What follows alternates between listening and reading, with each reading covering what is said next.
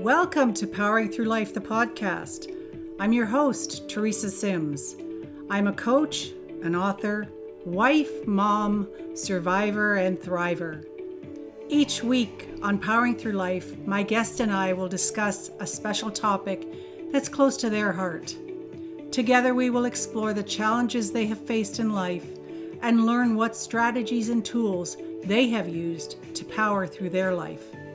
So get ready to be inspired, motivated, and become a thriver. Hi, and welcome to another segment of Powering Through Life. And today, as my guest, I have the most excellent Erika Snyder. Erika is a former CrossFit athlete and coach, and now focuses on self-leadership coaching. She helps coaches, athletes, and leaders in the health and wellness industry to improve their physical, mental, and emotional well-being. Her focus is on promoting self-motivation, self-coaching, and holistic health. Her mission is to empower these groups to create an unbreakable bond with their minds, their bodies, and to live a fun, challenging, and fulfilling life, both personally and professionally. Erika, welcome to Powering Through Life. Hello. Thank you for having me. Excellent. I enjoy that. I enjoy being called It's always nice to do something like that, right? Well, out. I'm so excited to have you here today. And you know what? I know we're going to have a very meaningful conversation, like conversations we've had before. But this one, I really, truly admire your topic that you're going to discuss today. And your topic is multiple life transitions and how to handle them. Boy, can't we all use more of that? We need not the transitions, but to know how to handle them, right? Right. Yeah. So can you tell me what life transitions you've had that are going on that you've walked through and that you'd like to talk more about today and why they're important for you to talk about them today? Yeah. And thank you for having me. This is awesome. I love conversations with you. They're always fun, insightful, go places I never thought they'd go. And I'm stoked. So, multiple transitions as a topic. Uh, we all go through them in different manners. In my circumstance, the last 2 years, it's been job transition, business transition, loss of parent transition, add a child transition, lose a job transition. And this is something I think a lot of people can relate to. And that's pretty common in our society, everything I just said. I don't think what's common is finding real solutions that make one feel like they're moving through these transitions powerfully or intentionally.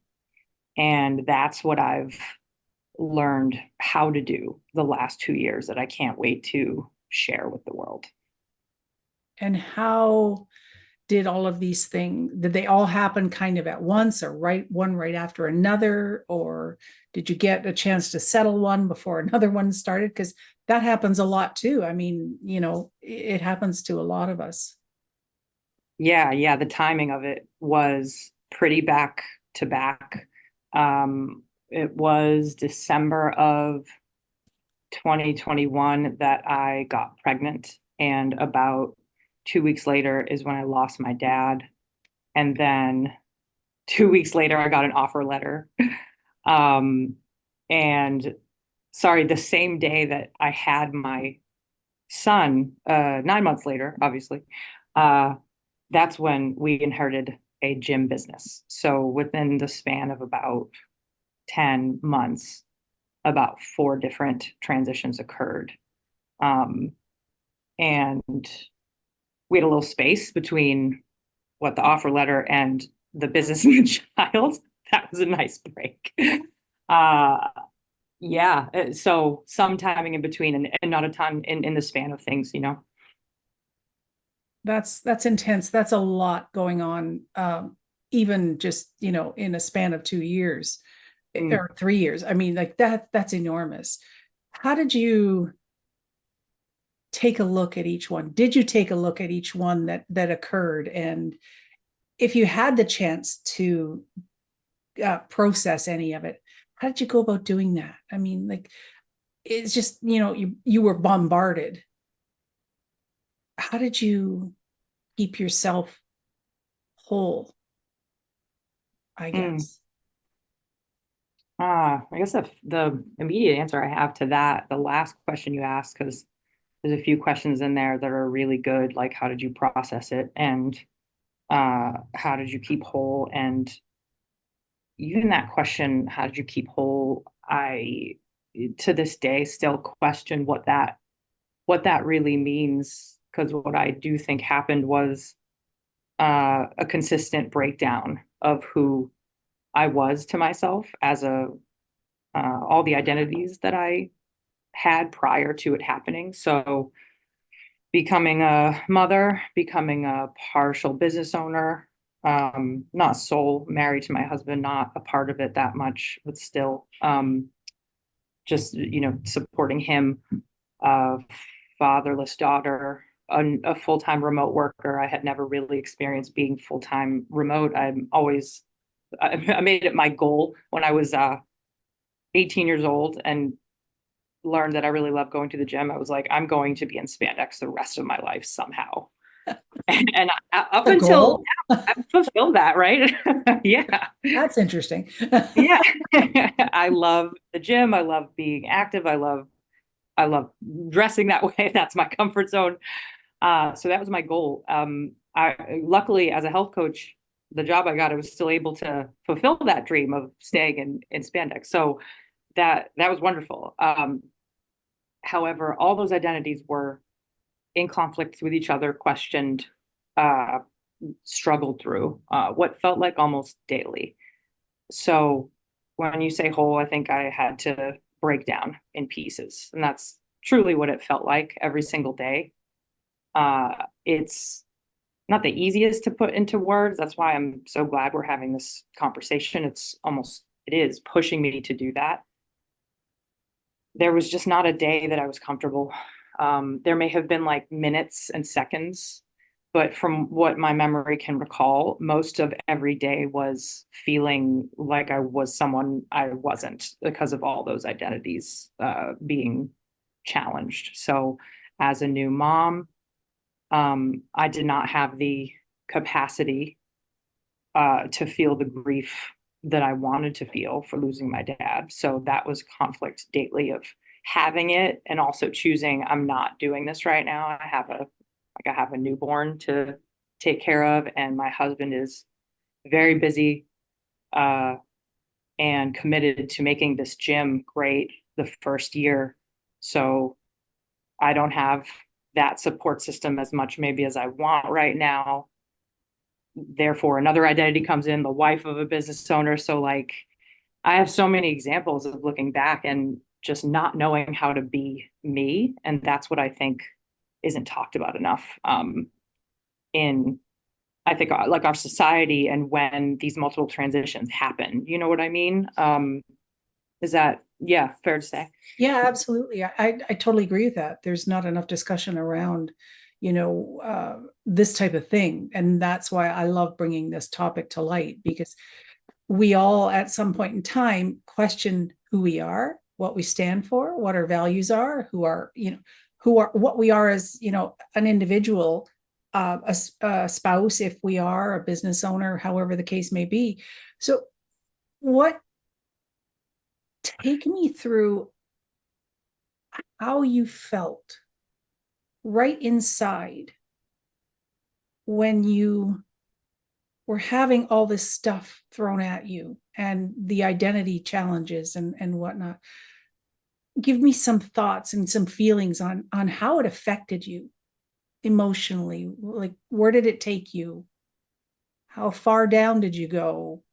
You know, I'm being nosy, but I like to question. Thanks for not. Oh, nosy away. This is the time. This conversation is the time. That's it. No, like, I'm really glad you asked, because I'll go back to my worst time, I think, where um we'll just do an example of a day, just a day, in the realm of that 10 months, where I'd wake up, I'd have my son, I would have calls to attend to for my health coaching job. I would then go to the gym and drop him off once my husband was coaching, and we would play back and forth with him all day. Luckily, his job's flexible enough we can do that. I would get on calls, a lot of empathetic listening, helping people move through actionable plans with their health, working for a healthcare company. I would move for an hour in the day at the gym. I would get my last shift with my son, go home, finish all my notes maybe at 7 p.m. when we went to bed. Husband would come home. It all seems like great life, right? And it was. Internally, I was suffocating. It felt like something was pushing me every day.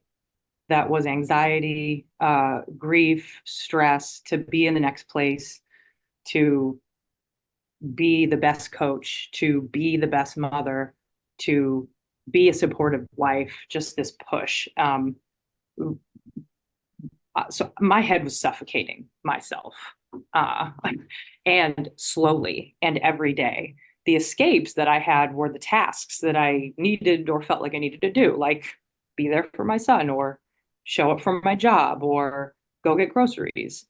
And when that was the case for me, where I had an internal voice that was like pushing me to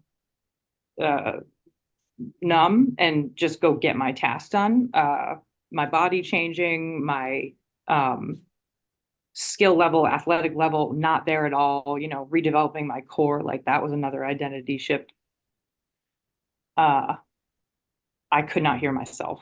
Like I was nowhere in there. So I felt like this shell of myself that just went more into despair and more into numbness. And it wasn't until I believe the breakthrough point assessment that we did together, a group that we did, that we participated in, getting certified in a personality assessment that points to your breakthrough point, which is really the thing that's stopping you. And it wasn't until that's why this assessment changed my life. I bet yours too, right? Yes. And it wasn't until that personality assessment came out that it was pointed to that a trait on that assessment called composure, your reactivity level, was so dang low that it stared at me in the face. How I translated that was you have, and how Diane did, our assessment leader. She was like, you got some grief, you got some anger, you have goals, and this is going to be an uphill battle until you deal with that. So it wasn't until then that something else outside of me pointed me to how deep in I was and how upset I was about my dad, and something totally in the background of what you would assume is going on. Like, I'm going to my job, my husband got a new business, I have a wonderful new baby, I look like I am living life, and I am, but I'm not experiencing it that way. I am like deeply upset and still have not dealt with his death. And so that's an easy example that I think I know I want to talk about more, where someone's external, what you see, is and can be so different and misaligned with what their internal life is. And that's a thing that I had to help myself with if I wasn't going to get any deeper into worse stuff, which I did. It got dark in my head. And ultimately, you were on that call when I actually saw the breakthrough point and the breakthrough release part, which was like, oh, we're going to ask some coaching questions. We're going to show you how you help someone with this. You asked if I was okay. It was really sweet.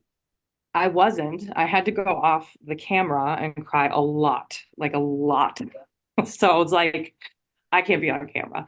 Um, and I have never been so affected by something else pointing me like right in front of my face, pointing me towards, hey, this is where you are, which I think is like my first out of all my explanation, answer to this question, my first thing for people to consider when they want to move themselves more fluidly through a lot of life transitions. And that is, the more you resist where you are, the worse it will get for you emotionally. That day I found out where I was, and it was, you are never going to move forward. You really are not never ever going to move forward towards the things you want to do or enjoy life the way you want to again, enjoy all the things you have until you see how brokenhearted you are. Powerful, powerful. And you are, absolutely right. And you're not alone in this, Erika. I've been in those places as well throughout my life. And, you are so busy being busy because that's what's expected. That's what you're doing to have to mask everything or to avoid dealing with the situations that you're faced with. It gets to a point where I think sometimes, and what I've noticed for myself is I can't face it, so I'm just going to ignore it. And hopefully it will get better in time. But it really doesn't, because all we ever do is we're just existing in this body and we're existing in this time. We're not really living. We're not really thriving. We're not really loving because we're hurt so deeply. Mm-hmm. And, people, when they get into those places, it's so hard to, number one, see it. It's so hard to let anyone else in. Mm. It's so difficult to ask for help. And yet we need it. We truly need it. And I know what you're talking about the breakthrough point, because the breakthrough point assessment, when we did it together, it opened my eyes as well. My lowest one was composure as well.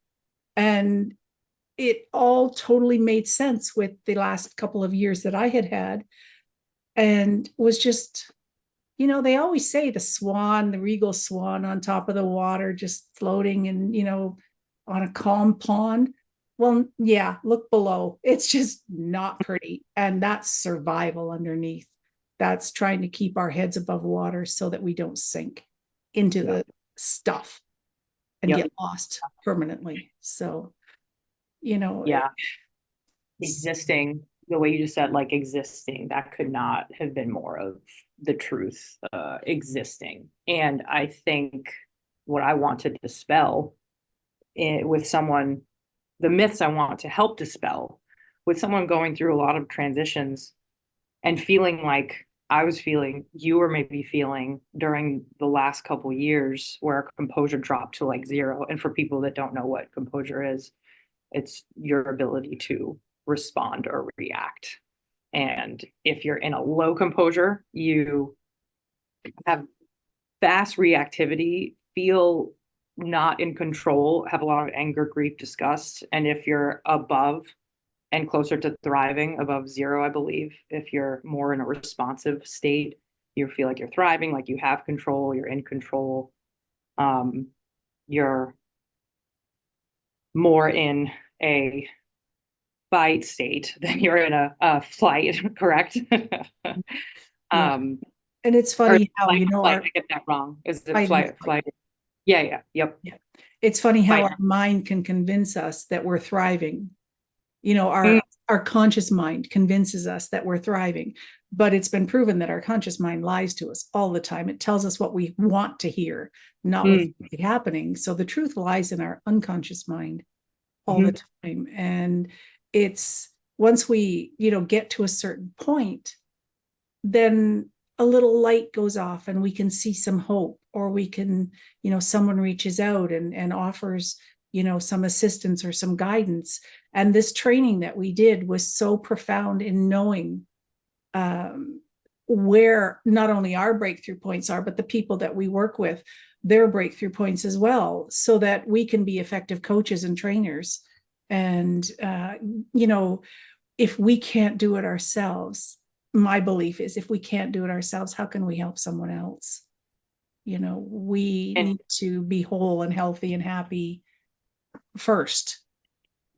That's it. And that's the concept of self-leadership. That's the concept of walking the walk, for lack of a better term.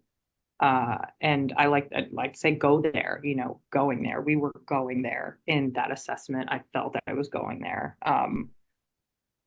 to a place I didn't want to go and knew I needed to go, which was into that grief, into that anger. And interestingly enough, what you just said, the conscious mind, it's interesting that you said that, because my conscious mind was telling me how I should be so happy. I should be so grateful for all these transitions. How he's been gone 2 years. Why is this still so painful? Like a lot of layered judgment on top of already suffering. And I know a lot of people go through that in our modern society, where it is to be believed we should be happy because we have a certain amount of money. We should be happy because we have a partner, have a house, live in a certain place, have this car, have this career, have this body. And that has not been my experience, nor do I want it to be. Now I understand the experience to be, how do I accept the part of life where we're human? There's nothing we can do about it. And embrace the good parts about it as well. You tell me, were you sold the Disney belief that the goal is 100% happy? I think that's hurting us. Yeah, in some ways, I wasn't sold it, but not by family members anyway, but by television and the representation of when we were kids. Yes. The fairy tale princess is going to marry her prince and they're going to live happily ever after and la da da. No, there is a hint of truth in that, but we forget the part about we have to be active and included in that scenario, and we have to be present. And it comes with a lot of junk that goes along with it, and a lot of stuff that, constantly tries to pull us down. But it's defeating in a lot of ways. And it creates a mindset that, does set us up for failure in a lot of ways. And you mentioned something about, when you're in the midst of it and, you're trying to pull out, but it seems like everything you do attracts more of it. And it's almost like the term of law of attraction. The more you focus on it, the more you're going to attract it. Yep. Yes. And turning that around is a lot of work. It's a challenge, but it's so worth it. Yeah. Yeah. And what was my biggest barrier in turning it around was that judgment of how things should be for me because of what I had. And this interesting assumptions, fascinating to me, that I was not good enough to interact with many people. I wasn't who I used to be in my husband's business, as a coach, as an athlete, as a person. I didn't engage with the community much. I stopped talking to my friends, close friends. I felt as if at the time I felt so fragile in my mind and also with nowhere to go, that if someone asked me how I was, I probably would have broken down. And I literally didn't want to talk to people. Yet I wanted to be asked. I wanted so badly to be asked by anyone, how are you really? Like by my family, and that to this day makes me think a lot about how we connect with each other as a society, whether it's fast or slow, long conversation at coffee or a fast, how are you? And I've really re-examined that for myself with the people I want to surround myself with. So it has become this enriching, okay, you isolated yourself. I also think you were tired of,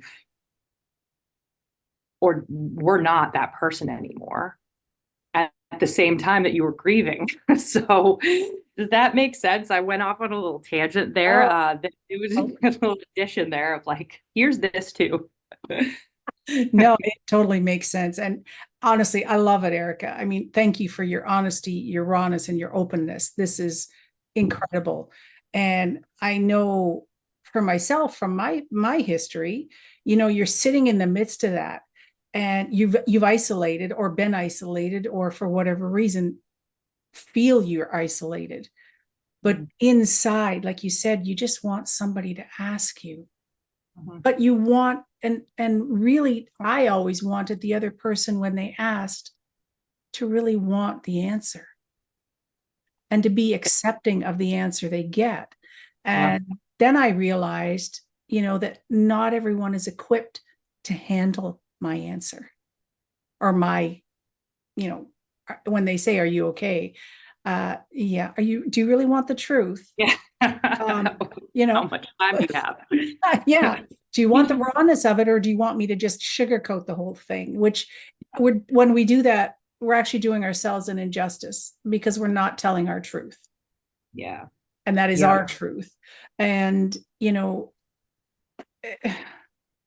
I found too, when I was in my struggles, that, you're screaming inside your own head for somebody to just help. And you don't know where to turn to. You don't know where to go.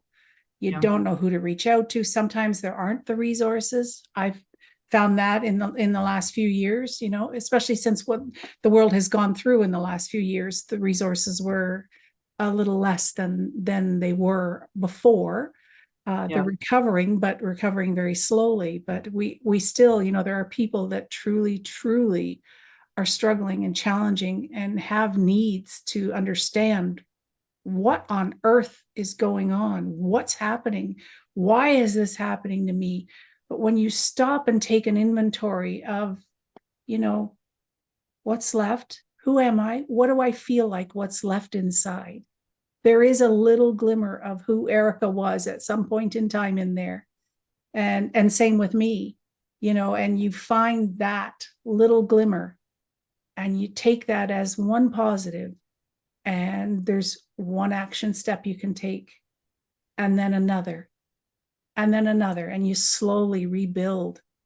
And, we both have had this incredible opportunity, I look at it, that some people have never experienced, of a chance to reinvent, rebuild, restructure how we choose to be and how we choose to show up. A lot of people don't have that opportunity. I know it sounds odd, but and it's a heck of a way to have to do it. But there are so many gifts that, and part of timeline therapy, the lessons we learn out of these events that have gone on in our histories, in our past, in our timelines. Pull those lessons out, and my goodness, the changing that can be created. And do you feel that way? That the change being created little by little. Yeah, we have the ability to do that. We have the strength. If we didn't have that strength, we wouldn't have survived all the stuff that we've gone through. We are powerfully strong individuals, and our unconscious mind is such a powerful thing. And that's where the truth lies for all of it. We just have to tap into it. Yeah, I agree. That's like a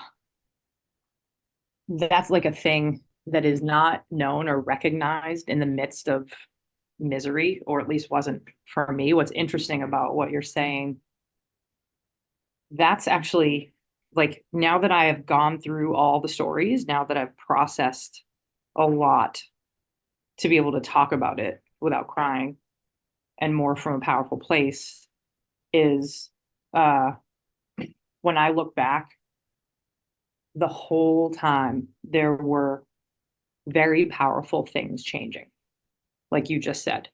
An example of that easy is every day when I was numb and like feeling like a shell of myself, I also went to the gym an hour a day alone, away from a community that I had loved for 10 years, but I knew wasn't good for me anymore because I needed to practice pelvic floor health and get my core back and be able to breathe again. And CrossFit was not going to be the style for that.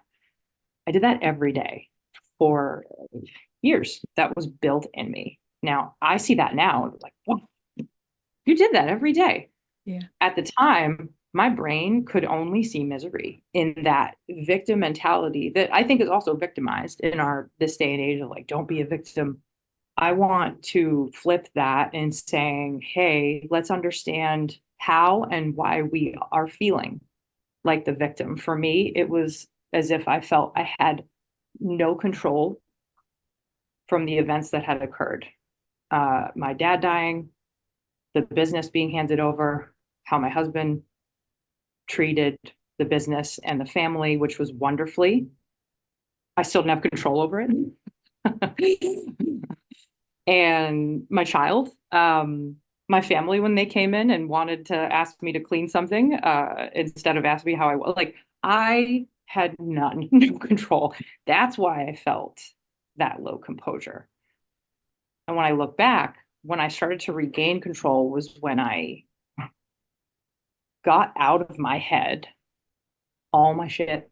Sorry about the swearing there. Okay. I wrote it down. I would talk out loud and process it. Started really like a lot of like steam room crying at the JCC. Shout out to the JCC. Sorry about that.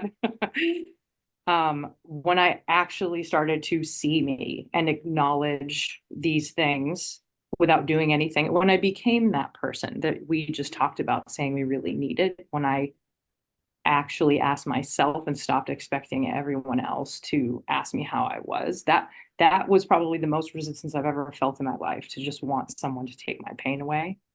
When I actually started taking my own pain away is when I started to see the beauty.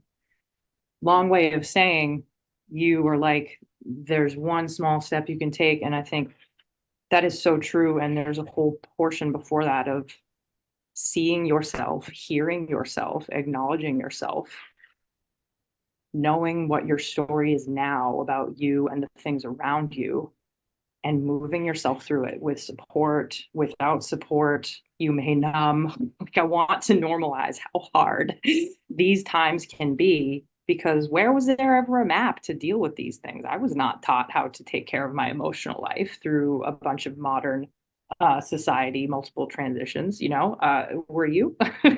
No, absolutely not. And I'm different generation too. So it's, even more challenging. Yeah.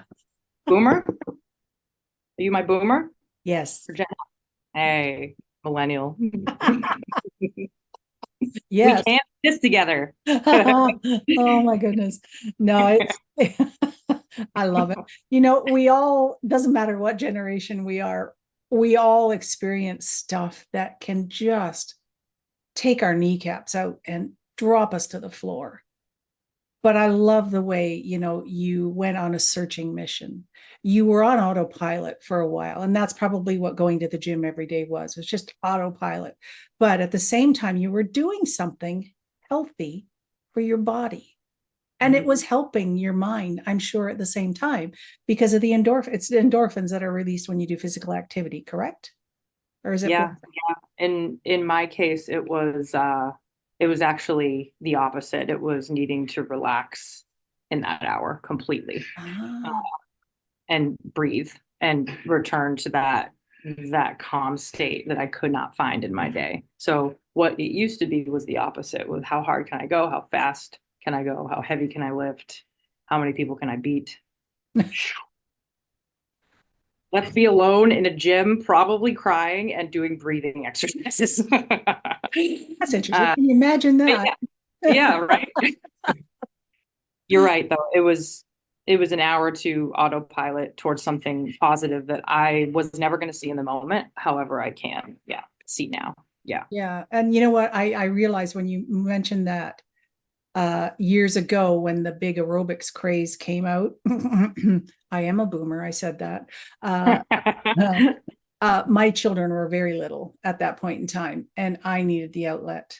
And I went 3 times a week, so 3 hours a week. And it was the only time I could get away and just, I needed that physical release that I always had when I was young, being an athlete and that sort of thing. I would jump on my bike if something was bothering me and just go train for an hour and a half or 2 hours and just, I see a hill. Oh my gosh, that's the one I'm going to conquer today on my bike. Well, now you can't get me near a hill, but that's okay. But I recognized that it was that physical, almost not a need. It's more than a need. It's that, not even a desire. I can't find the right word. Oh my goodness. But you must have that physical release. At least I did, in order to just block stuff out or just have your own 1 hour time. Just let it all float somewhere else for a change. Yeah, it's powerful. An hour to be with you, with your body and your mind. Absolutely. It's a form of self-care that I turned into punishment, that I am now turning into self-love, which I never would have said those words years ago as an athlete. I would have been like, or a coach, I would have been like, self-love, what's that going to do? Yeah. just do more reps or something, or what? Yeah. So that was what you're mentioning, that was also a switch that I'd be interested to hear if what your lens was then and now too, because that hour used to be for me, how can I really, I wasn't saying this consciously, I think, but how can I punish my body to become smaller, to become more skilled, to become more noticeable, to become more admired? And that got me to injury and was one of the very fast moving and hard transitions to motherhood. That was, oh, you can't take your stress out on these workouts anymore because you're peeing and you don't want to pee for life. You want to strengthen your pelvic floor and return to what you love. You now need a completely different approach to exercise and how you treat that hour and yourself. What was your experience like there? For the athletic mindset, it was a real kick in the teeth, honestly. Because after that, after I had a car accident and could no longer do aerobics like that and do the fitness and play baseball and basketball and volleyball and whatnot, I couldn't process how I was supposed to feel when I was doing this other form of exercise that I couldn't see the value in because I wasn't noticing any change. And I'm in that transition now after fracturing my back. It's like, well, okay, lost my core completely. Need to rebuild that. Oh, you can lay on your back and lift a leg, only knee height. Well, what's that doing? It's for the athletic mindset, it's ridiculous, but it's it's honoring the process, I guess, of taking it from where I was or where I am and trying to improve it so that I can have long lasting health and experience life to a better, because fracturing your back is not fun. No, that's a hard one. That's a hard one. And I have to let everyone know that Erika has helped me quite a bit through this the last little while with trying to with providing some resources and whatnot so that I can regain some fitness too. So, and that's not the resources I was talking about when I said just lift one leg. No, your stuff was very good. Wouldn't it be great though? Like Yep. just lift a leg. Lift a leg and your pelvic floor goes back to where it needs to Just be. Your core is good. Your back is strong. Yay. You can do that. I'm glad you said that though. I'm glad you said that because that is what I have also noticed. If I Google it, like it does say that, like lifts, and it's not that that's wrong. It's and what I want to add to the coaching world here of how to help with this mindset and stories around wonderful specialists out there that want to get their message out to people, pelvic floor specialists, trainers. Um, think of anybody in the health and the wellness industry. I felt the same way you did. What you just said was lift my leg. What's that going to do? Like, it doesn't compare to what we used to do. It doesn't feel like we used to feel. I don't want to do it. So that actual experience of needing to actually, what is it, drop into the positions that make you feel the weakest, the most incapable, the most vulnerable, the most helpless. Those are actually positions that will change your life if you can handle those emotions. And that's wild to me that I'm still trying to relay to my own brain and want to bring to the world of, look, there's a lot of programs that are awesome out there. You are up against my stories. It's going to take years if I don't attend to those stories. I will not lift my leg unless I address my lack of vulnerability in this exercise. Do you know what I mean? Absolutely. Absolutely. I think that's hilarious. But you're right, there's so much out there, and you do have to sit in the stuff and feel it and feel how rotten it feels to know that when something better is happening, that you can experience the joy that's coming your way as the transition changes or happens. Exactly. Yeah. Exactly. And that is one how I learned from shout out to Enlifted certification. So we talked about breakthrough point, and Enlifted certification is the other tool that I've added to my toolbox, getting your stories out. Like write them out, read them out loud, see what happens. It's incredible because what I couldn't do was process that during exercise. That is the one thing that I couldn't do to really improve long-term sustainable results, improve lifting my leg and actually feeling something, because I was anxious and I was upset about this movement, like lifting my leg, like this is stupid. I'm weak. I don't want to do this. Why would I do this? It's not working. Like all those voices, those tending to those outside of your workouts make your workouts so much more freeing and so much more less strings attached, less emotional strings attached, and you breathe better, which that's when things actually start to really change. A lot less expectations, I think, too, at the same time, right? You're not expectations. Yeah, we're not overloading ourselves with expectations, because, well, as soon as I'm done this, okay, maybe my mind isn't really here, but I'm doing this for myself. But as soon as I'm done, I'm going to get up and get that tape measure. It better be lower. But it just, it doesn't work that way, unfortunately. But no, nothing. Yeah, the old adage, nothing good nothing good comes. I forget what it is. There's an old saying, but yeah. But you've taken me through last week, the new work that you're doing with breath work and telling the story. And I found that exceptionally powerful stuff. You walked me through something that I was dealing with, and I've actually gained a totally different perspective on it. And I love the approach of the breathing. And this is a tool that you teach, correct? It's all the breathing, and to inhale the good energy and to exhale. Well, you explain it, Erika. Let you would tell us how it works, please. Better. Yeah. No, that was a good job. So So a great definition, the Unlifted definition, credit to them, of mindset, one that I've connected to is the story that you tell yourself.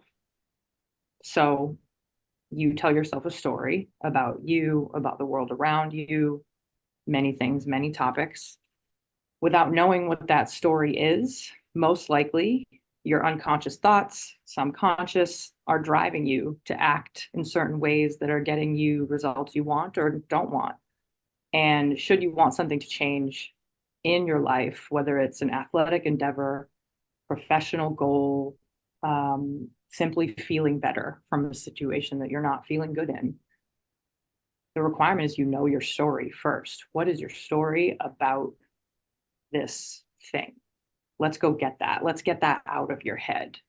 That thing doesn't want to come out of your head. So if you write it down and if you separate it from your mind onto paper, typed, usually is the most powerful, you're going to see the picture start to change and your breath start to change if you add in some breath in between that story, and you do it with a supportive source that can facilitate certain questions that are neutral and non-judgmental.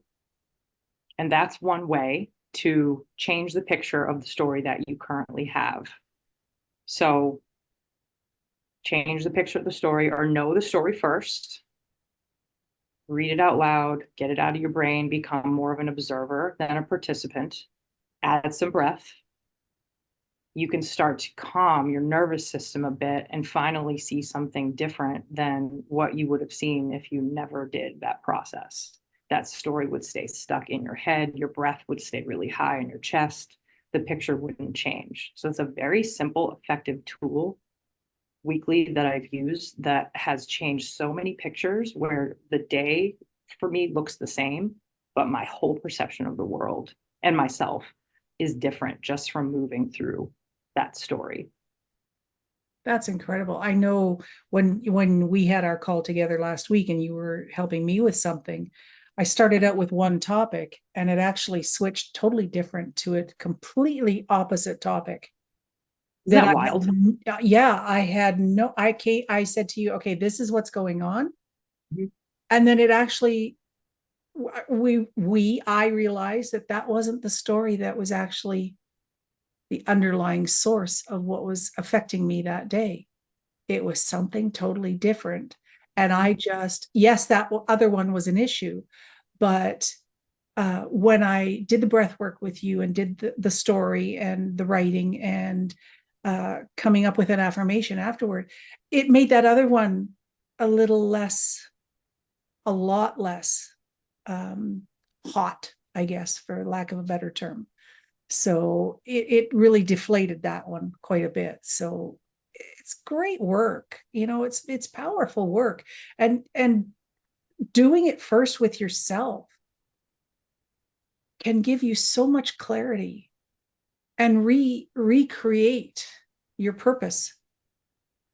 And look at the gift you gave yourself. You get to be who Erika truly wants to be and needs to be and desires to be, for Erika herself, not for anybody else. Yeah, you well put, because the initial struggle from day one of this goes back to years ago when I ended up wanting different things. I wanted to have a child. I wanted to make more money. I wanted to get out of CrossFit and make a bigger impact on people. Like, organically, I wanted different things. And man, did my brain fight that. So what you're pointing out, becoming, new, different Erika, that's something that I'm so stoked to help people with and continue to help people with, is learning how to create from the future and not from the past. What happens when you say you want something? What's the initial first response? Oh, I can't do that. I've never done it before, or I don't know how to do it. Yeah. And what would life be like for you if you didn't have that story, if you didn't need to know how, if those words were different in your mind, what would actually happen for you? That is so exciting to me. That's a skill that fires me up every single day to do for athletes, coaches, leaders, former athletes who think that their time is done or that they were only meant to live one version of life, glory days, like done with the glory days. There are so many more glory days that we can create. It's limitless, can be limitless in many scenarios, and not all scenarios, of course. It's not as though we all have the choice and privilege to move into something such as that. However, the most impact that I can make in the world is showing some people that. Excellent. And I know you can, and I know you do, and you do it so well. And I'm so glad and grateful that you showed me that process last week, because it truly made a difference in my day and my life. So everybody needs to get in touch with Erika, definitely. Right. It was an honor, truly. It was an honor. Well, you offered me a wonderful session as well with timeline therapy. And one of the beautiful things that came out of the last 2 years, the going through these many transitions, was even if I wasn't consciously aware of it, I seeked out the certification. That's how I met you. And look at where we are now. So it's another example of you're changing, whether you know you're changing or not. And I was looking for more women and people to connect with on these subjects.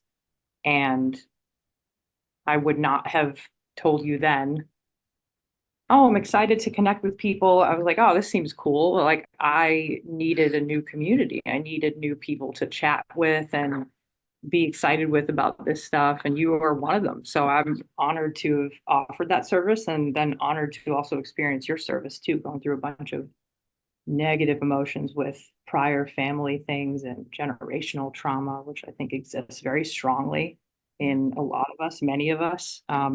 So that's a big, long way of saying thank you back. And you're part of that new community that I'm so lucky to now know out of my old comfort zone of just gyms, just working out. It's wonderful.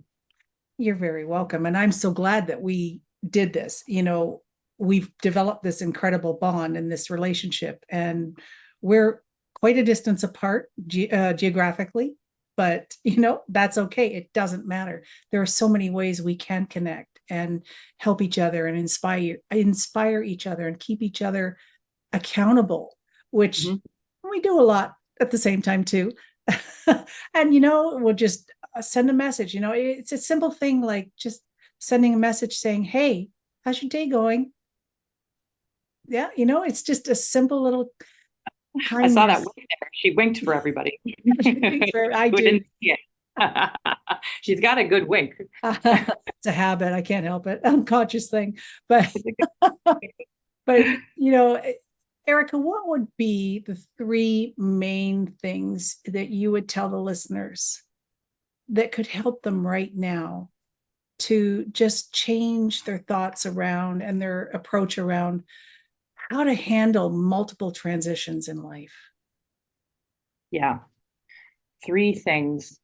So the first I would say is to notice if you have resistance.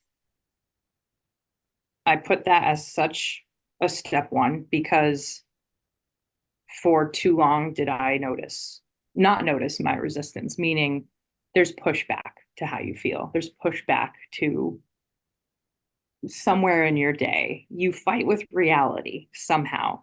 Usually a bunch of shoulds are in there, a bunch of have tos, probably feeling a lot of pressure. Notice is such a powerful word that will allow you to pause and come out of autopilot. I will also say autopilot is worth recognizing too and acknowledging.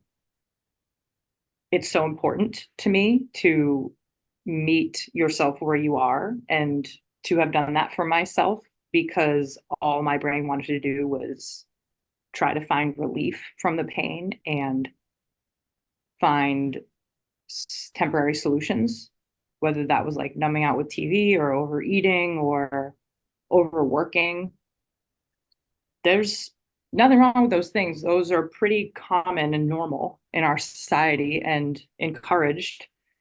It's that if you want to make long-term sustainable change, and I think enjoy the experience you're having on this planet as you're going to have some pushback with what's actually going on for you and what's going on in the world around you. So noticing and acknowledging that you're in that state is an overlooked thing. Those would be the two things. And then the third thing would be, no matter how heavy the pen is, get a piece of paper, even if you take 1 minute and write out your thoughts, and try to do that every day. If you're in an overwhelming freeze state, 1 minute every day, and you'll start to see some relief, and you'll start to feel some ease with what's happening internally for you. I would start with those three things, because I remember in my overwhelm and stuckness and grief and numbness that I honestly, at a lot of points, didn't want to go anywhere. I didn't want to get out of it. It was like comfortable. Yeah.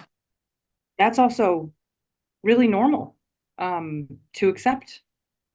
So if you want to be there, I'm not going to tell someone who feels like they're a victim that they shouldn't be where they are, because that just makes you go deeper.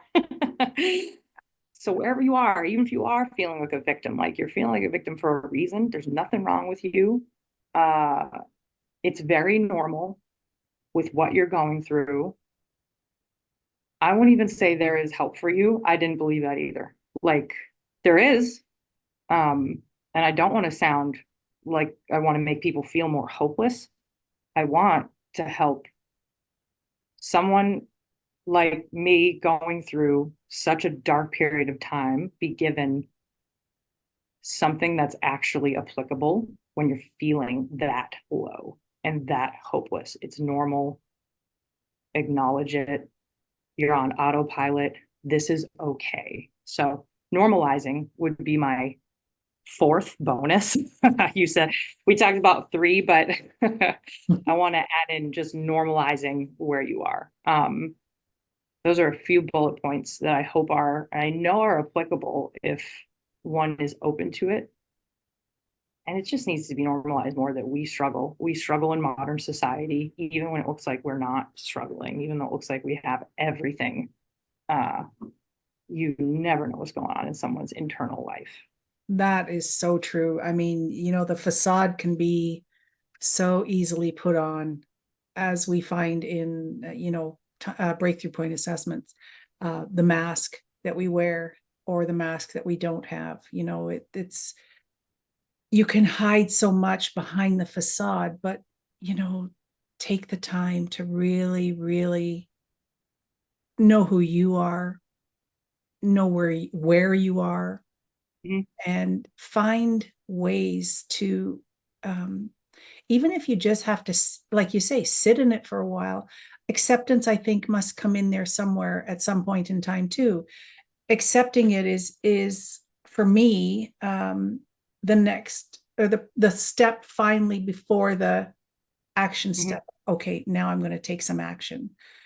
Yeah. Recognition, acceptance, and all those sorts of things, and then we're going to find a new place to be, a new way to be, not find, but discover and explore, because the possibilities are endless.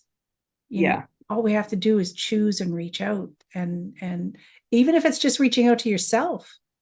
And that physical act of writing is an incredible tool to release the negativity out of your body. It's like, you hold a pen and you're writing what you're feeling, and it's coming right from your heart and mind, soul, right through that pen onto the paper. And it almost, it doesn't own you anymore. Yep. Well put. Doesn't own you anymore is so true. And you're on it. The acceptance and forward moving comes after you're done resisting. So surrendering, I think, is a better way for me to say it. I looked up the phrase. I was interested the other day. I looked up the phrase, bend but don't break. Bend, don't break. And Small gripe. Uh, I understand that's supposed to tell you to be emotionally resilient or resilient in certain ways, like I'll never break. I felt like I broke. I felt like I broke into a million pieces.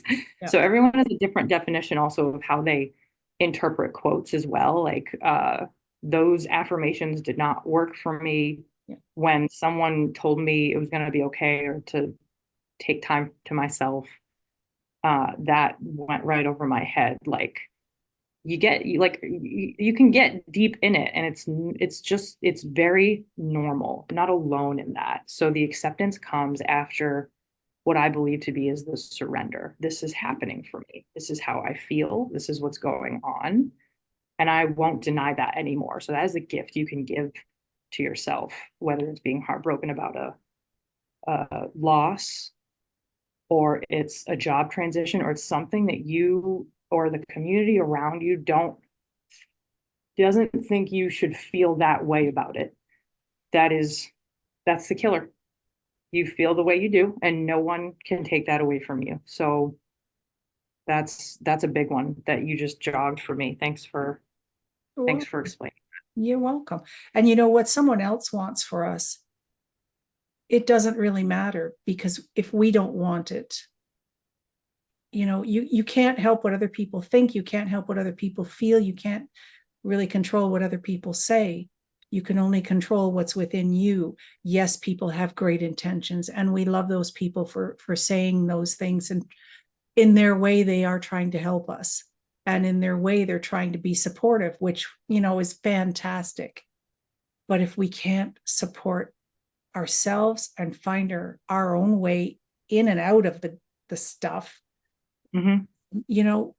there's nothing on this earth that's going to help. We have to be able to make that choice for ourselves and that decision. Yeah. Totally agree. Totally agree with every word. Makes me think of the support advice I would offer to someone watching someone they love going through this too, when you want to help. And that would be the words, "Are you okay?" And I'm here to listen. That's it. Yeah. Or are you looking for support? That's a big one. My husband and I have used a lot after therapy, during therapy. Like, are you looking for support? Are you looking for someone to listen? Yeah. That portal. So many people, I think, want that portal. I know I wanted that portal. Don't know how to ask for it. Because, like I said, that back and forth. I want support. I don't want to open that can of worms, is what it feels like. Do you really want to listen to me? And so it being offered as everything, it would have been everything to me. And I'm also glad that I learned how to do that. Yeah. For myself, now I can pretty easily do it for someone I see is struggling. And if they don't want to share it, I got you. I get that. I don't want to share crap. So that empathy piece to have with yourself and then others, that's wild. That's a wildly powerful skill. Yeah. And there's another one that just came into my head, is a judgment-free zone. Because during those times, we will judge ourselves so harshly, because we, as you say, should be this, we should be that, we should be doing this, we should, act this. The judgment that we heap on ourselves can destroy more than it can do any good. So, no, judgment-free zone, and just reach out, reach inside, reach out and think. And Erika, if you had one quote that you would like to leave us with, what would it be? Well, now I'm going to add with what you just said, make your mind a judgment-free zone like Planet Fitness. There you go. Now the other quote, great question. I loved the quote / recommendation from the Unlifted certification to breathe low and slow. And what that essentially means is when you feel like your shoulders are rising, for lack of a better term, your hackles are up like a dog, or your breath is in your chest, with anything in your day, when you think breathe low and slow, or just low and slow, you start to breathe lower in your belly, get breath to your whole abdomen, your back, your shoulders, which a lot of us hold a lot of tightness in, um, neck traps, jaw. That all loosens. You're able to think from a place that's much more intentional and much more present than being in that freeze state or that fight state.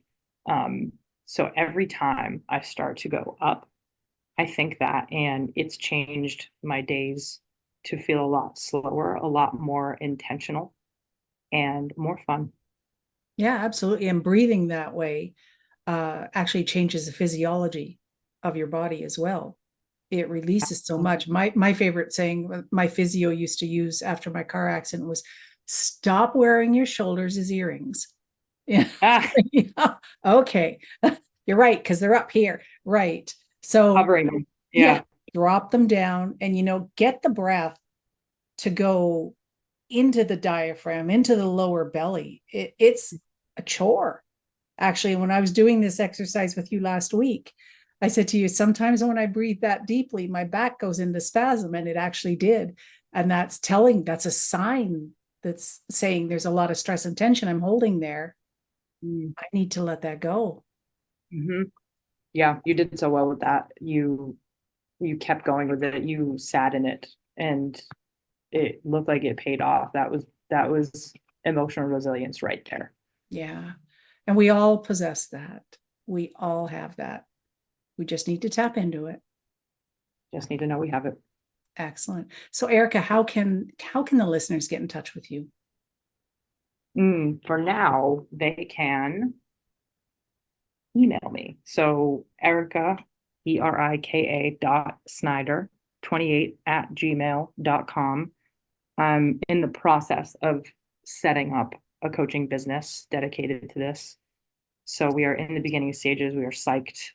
We're making it happen and looking to help a lot more people feel more emotionally resilient in their day with their personal endeavors, professional endeavors, mostly with women in the fitness and health industry who have been battling this for a very long time, where the outside is strong, but the inside feels like it's crumbling.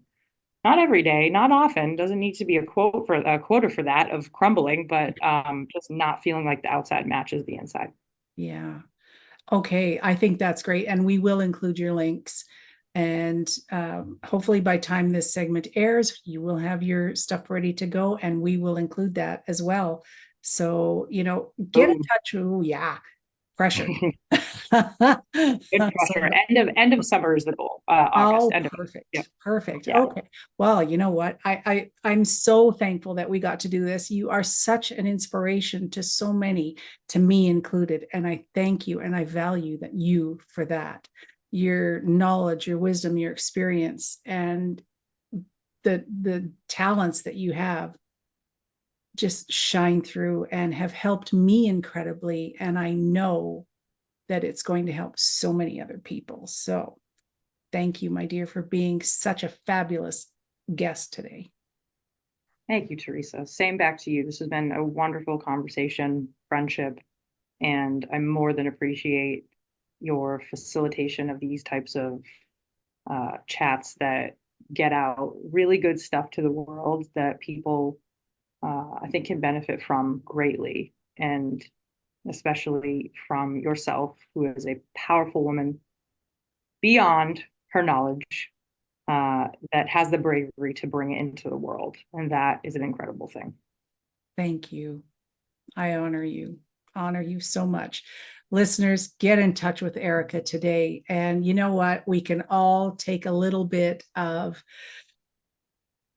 good inspiration from everything, and we can motivate the world through conversation. And Erika, I loved the comment that you made of create from the future, not from the past.